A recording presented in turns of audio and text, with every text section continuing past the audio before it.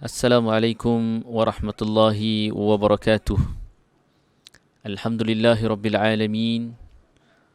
Alhamdulillahilladzi hadana lihada wa ma kunna linahtadiya laula an hadana Allah. Alhamdulillahilladzi bi ni'matihi tatimmus salihat.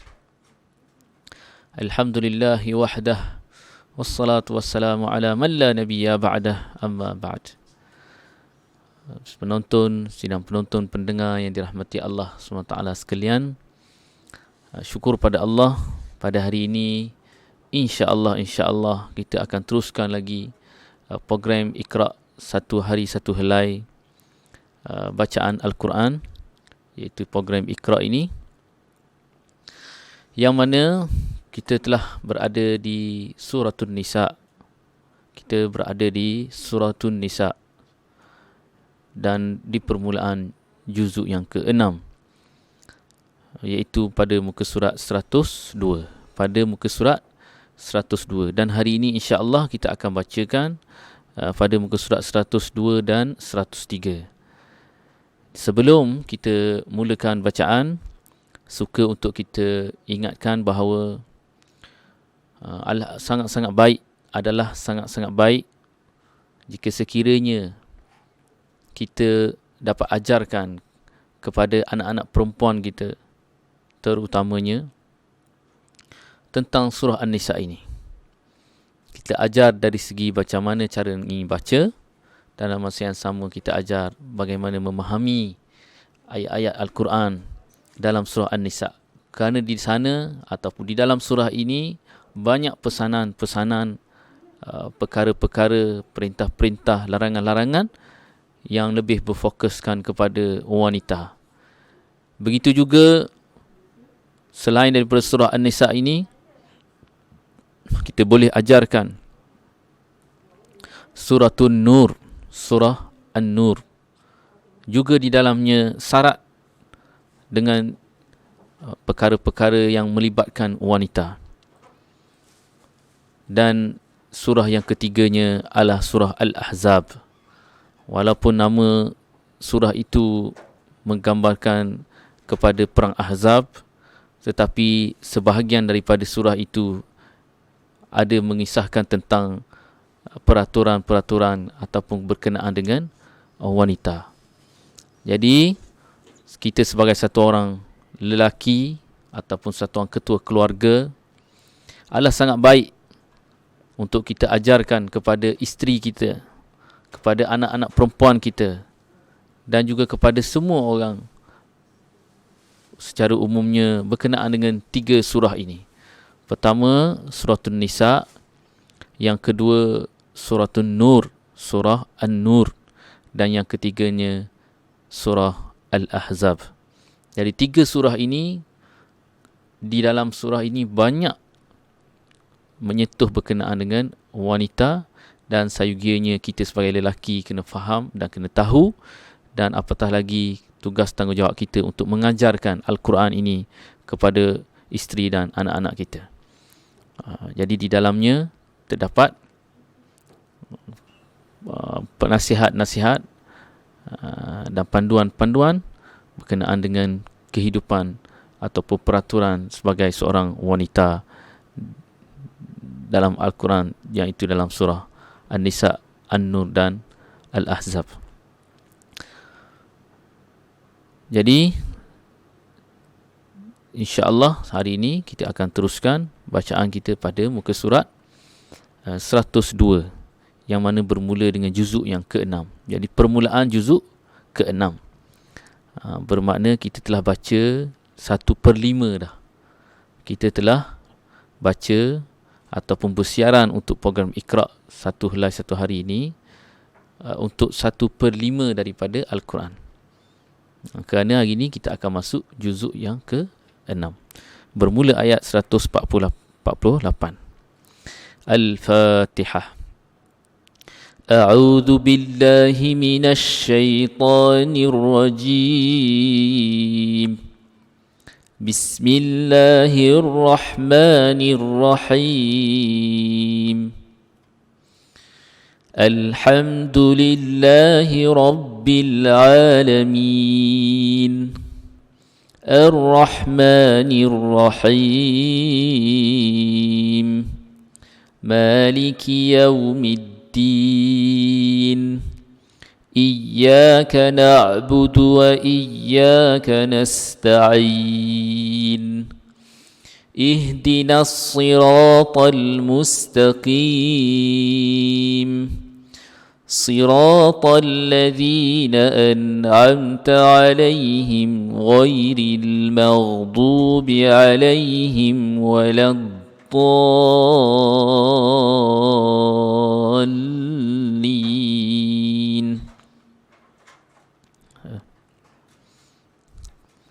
Bagi yang baru saja mengikuti live ini ataupun siaran ini, suka untuk kita ingatkan bahawa hari ini kita akan mulakan bacaan pada juzuk yang ke-6 pada muka surat 102 dan 103. لا يحب الله الجهر بالسوء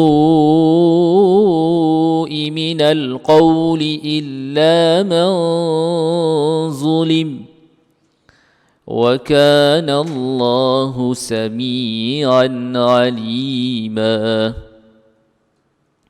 إن تبدوا خيرا أو تخفوه أو تعفوا عن سوء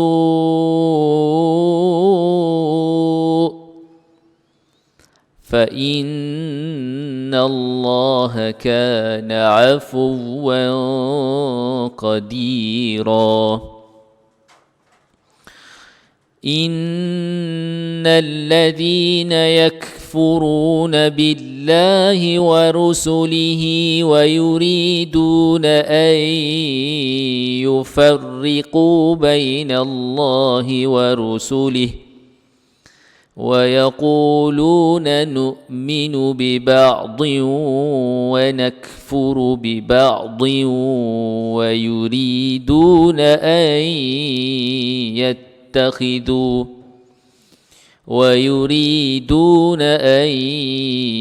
يتخذوا بين ذلك سبيلا أولئك هم الكافرون حقا وأعتدنا للكافرين عذابا مهينا والذين آمنوا بالله ورسله ولم يفرقوا بين أحد منهم أولئك سوف يؤتيهم أجورهم وكان الله غفورا رحيما يسألك أهل الكتاب أن تنزل عليهم كتابا من السماء فقد سألوا موسى أكبر من ذلك فقالوا أرنا الله جهرة فأخذتهم الصاعقة بظلمهم ثم اتخذوا العجل من بعد ما جاءتهم البينات فعفونا عن ذلك وآتينا موسى سلطانا مبينا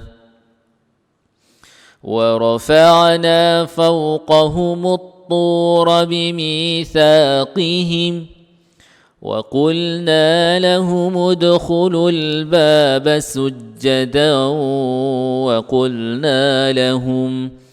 وقلنا لهم لا تعدوا في السبت وأخذنا منهم ميثاقا غليظا.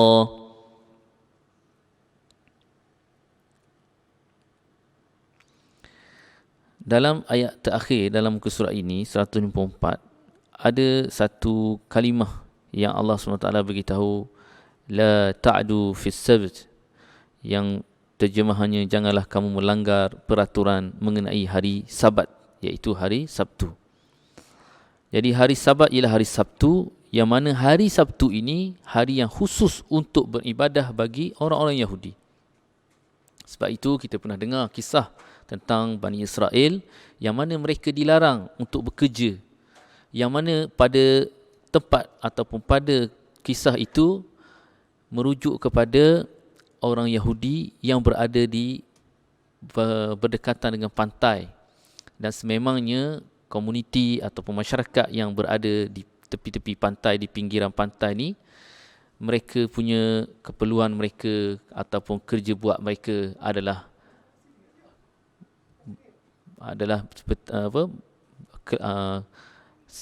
nelayan ataupun menangkap ikan. Kerja utama mereka adalah menangkap ikan. Jadi untuk mereka dilarang untuk pergi menangkap ikan pada hari Sabtu, kerana hari Sabtu adalah hari khusus untuk mereka beribadat kepada Allah. Ini khusus kepada orang Yahudi, iaitu Bani Israel pada zaman dahulu, yang mana hari Sabtu adalah hari khusus untuk mereka beribadat. Seperti mana kita orang Islam hari ini, kita telah diberikan oleh Allah hari Jumaat. Hari Jumaat sebagai hari yang khusus untuk beribadat kepada Allah.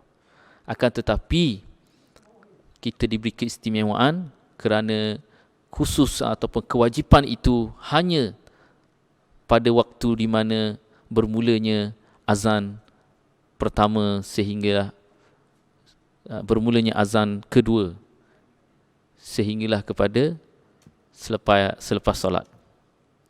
Yang mana setiap lelaki Muslim yang telah sampai umur balik, wajib bagi dia untuk bagi yang bermukim, bukan musafir, bermukim, maka wajib bagi dia untuk solat Jumaat. Jadi waktu itu adalah sememangnya dilarang untuk buat kerja, buat berniaga ke apa semua sekali. Sehingga kan tidak dibenarkan untuk bercakap-cakap perkara yang sia-sia pun. Sehingga nak royak diam sekalipun tak dibenarkan. Apatah lagi bermain-main dengan telefon sekarang ni. Kan? Jadi untuk orang Yahudi, hari Sabtu sememangnya hari yang khusus untuk mereka beribadat pada Allah. Akan tetapi ada sebahagian daripada mereka melanggar larangan itu, yang mana mereka bukan bekerja, bukan pergi tangkap ikan pada hari Sabtu, tetapi mereka guna helah. Kerana ujian pada mereka, iaitu hari Sabtu lah ikan paling banyak. Jadi, kalau ikutkan logik, dalam hari Sabtu tak dibenarkan tangkap ikan. Hari Sabtu, kita tak mereka tidak dibenarkan untuk menangkap ikan. Tetapi hari Sabtu itu jugalah ikan banyak. Secara logiknya, kita sebagai satu orang manusia biasa, sehari ikan yang banyaklah kita nak tangkap. Sebab peluang dah ada. Jadi kenapa kita nak pergi hari lain, yang mana hari lain ikan kurang? Jadi ini adalah ujian kepada mereka, kelompok Yahudi ini, yang mana hari Sabtu, yang mana hari untuk mereka beribadat, Allah datangkan ikan yang banyak sebagai ujian, untuk melihat sejauh mana ketaatan mereka kepada Allah Subhanahu wa taala. Jadi halah mereka tak menangkap ikan secara total, secara serius, tetapi mereka hanya gunakan halah. Mereka buat satu lingkungan macam kolam, yang mana ada dibuat satu pintu masuk untuk ikan masuk sebagai kepungan. Jadi mereka buat hari lain. Jadi hari Sabtu yang mereka tak boleh buat bekerja ni, tak boleh tangkap ikan ni, apa yang mereka buat, mereka hanya tutup pintu masuk ikan tadi. Supaya ikan tak boleh keluar. Ikan tak boleh keluar. Ikan banyak hari Sabtu. So, bila banyak dia akan masuk dalam kepungan yang mereka buat. Ataupun teknik dia lah. Teknik merangkap ikan dia. So, apa hanya yang perlu mereka buat adalah mereka hanya bila ikan telah masuk, mereka hanya tutup pintu supaya ikan tak boleh keluar daripada kepungan ataupun takungan mereka yang mereka buat. Jadi perbuatan mereka itu pun dikira melanggar perintah Allah. Dikira bekerja pada hari Sabtu, yang mana hari Sabtu khusus untuk ibadat mereka. Jadi helah-helah ini pun Allah SWT ceritakan, bagi tahu, iaitu janganlah kamu melanggar peraturan mengenai hari Sabtu, iaitu hari Sabtu mereka menangkap ikan. Jadi sebahagian daripada ayat yang kita telah baca tadi, Allah SWT tujukan kepada orang Yahudi, Bani Israel. Sambung dengan muka surat 103. Auzubillah minasyaitanirrajim. فبما نقضهم ميثاقهم وكفرهم بآيات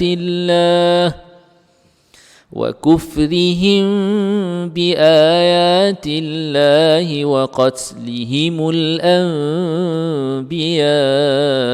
بغير حق وقولهم قلوبنا غلف بل طبع الله عليها بكفرهم فلا يؤمنون إلا قليلا.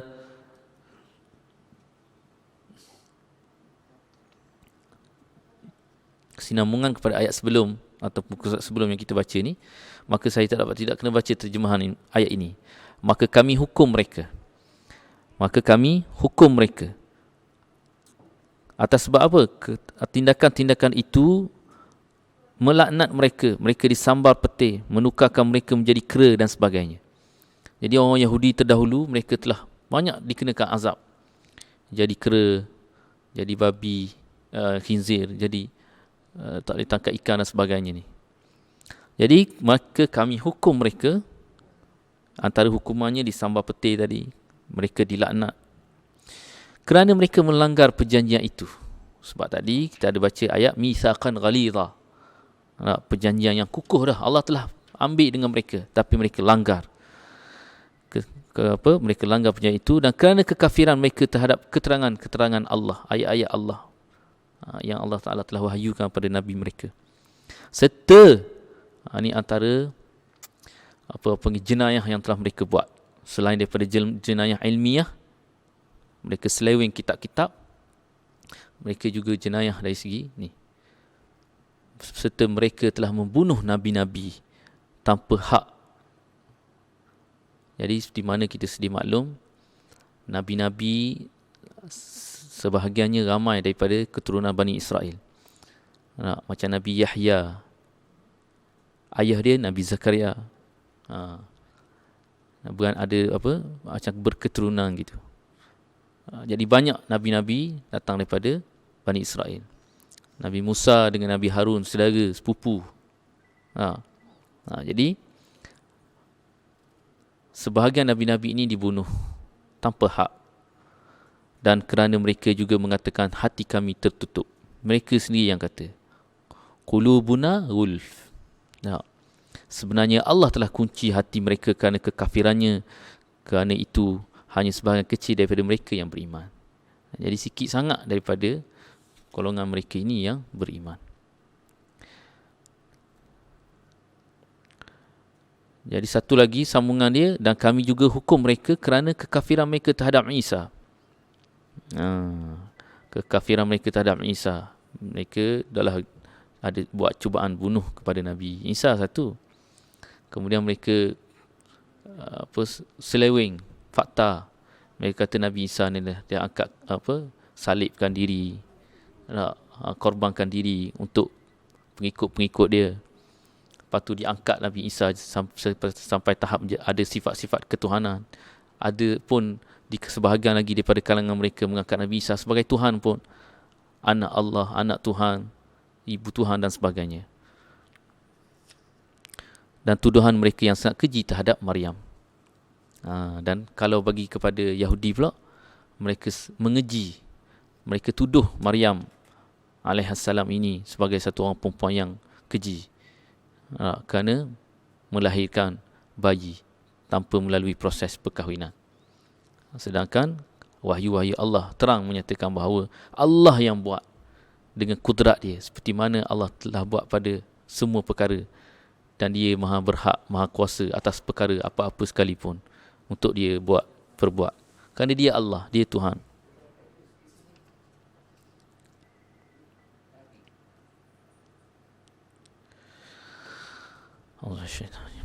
وبكفرهم وقولهم على مريم بهتانا عظيما وقولهم إنا قتلنا المسيح عيسى ابن مريم رسول الله وما قتلوه وما صلبوه ولكن شبه لهم وإن الذين اختلفوا فيه لفي شك منه ما لهم به من علم إلا اتباع الظن وما قتلوه يقينا بل رفعه الله إليه وكان الله عزيزا حكيما وإن من أهل الكتاب إلا ليؤمنن به قبل موته ويوم القيامة يكون عليهم شهيدا فبظلم من الذين هادوا حرمنا عليهم طيبات أحلت لهم وبصدهم عن سبيل الله كثيرا وأخذهم الربا وقد نهوا عنه وأكلهم أموال الناس بالباطل وأعتدنا للكافرين منهم عذابا أليما لكن الراسخون في العلم منهم والمؤمنون يؤمنون بما أنزل إليك وما أنزل من قبلك والمقيمين الصلاة والمؤتون الزكاة والمؤمنون بالله واليوم الآخر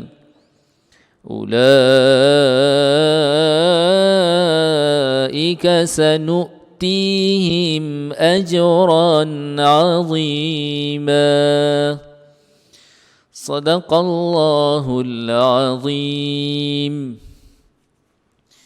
الحمد لله رب العالمين والصلاة والسلام على رسول الله وعلى آله وصحبه أجمعين اللهم انفعنا بما علمتنا وعلمنا ما ينفعنا وزدنا علما والحمد لله على كل حال ونعوذ بالله من حال أهل النار اللهم وفقنا لما تحب وترضى واجعل آخرتنا خيرا من الأولى رضينا بالله ربا بالإسلام دينا محمد نبيا ورسولا برحمتك يا أرحم الراحمين والحمد لله رب العالمين.